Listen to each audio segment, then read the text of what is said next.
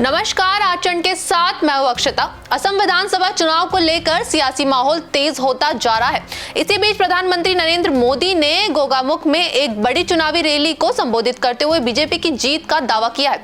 क्या कहा प्रधानमंत्री ने, देखिए रिपोर्ट। असम के गोगामुख में प्रधानमंत्री नरेंद्र मोदी ने बुधवार को एक विशाल जनसभा को संबोधित करते हुए चुनावी बिगुल फूंक दिया। असम विधानसभा चुनाव की घोषणा के बाद यह उनकी पहली जनसभा रही। प्रधानमंत्री ने अपने संबोधन की शुरुआत करते हुए कहा कि सामने उमड़ा जल सैलाब युवाओं का उत्साह और माताओं बहनों का आशीर्वाद साफ संकेत दे रहा है कि इस बार जीत की हैट्रिक तय है। अपने संबोधन के दौरान पीएम मोदी ने कहा कि बीजेपी की हैट्रिक तय है। इस दौरान उन्होंने जनता से बीजेपी को वोट करने की भी अपील की।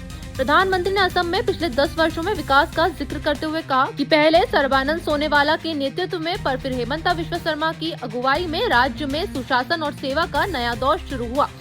इस दौरान नरेंद्र मोदी ने पीएम आवास योजना, लखपति दीदी, पीएम किसान योजना और इंफ्रास्ट्रक्चर डेवलपमेंट के आंकड़े भी गिनाए। अपने भाषण में पीएम मोदी ने कांग्रेस पर तीखा हमला बोला है। उन्होंने कहा कि कांग्रेस ने 60 साल में सिर्फ 3 पुल बनाए, लेकिन बीजेपी एनडीए ने विकास को रफ्तार दी है।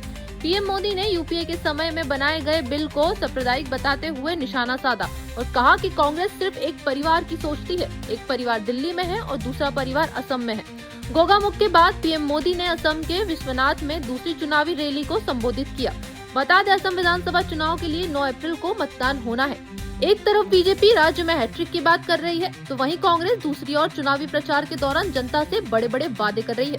हालांकि असम की जनता किस पर अपना भरोसा जताती है, ये तो 4 मई को चुनाव के नतीजों के बाद ही पता चल पाएगा। बीते 10 वर्षों में असम ने सेवा और सुशासन का नया दौर देखा है। असम का ये चुनाव विकसित असम से विकसित भारत बनाने का चुनाव है।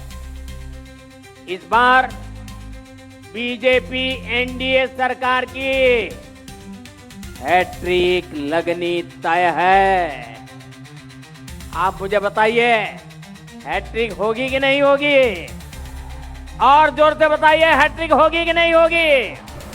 फिलहाल असम में चुनावी सरगर्मी के बीच सभी दल अपनी अपनी ताकत झोंकते नजर आ रहे हैं और आने वाले दिनों में चुनावी प्रचार और भी तेज होने की संभावना है।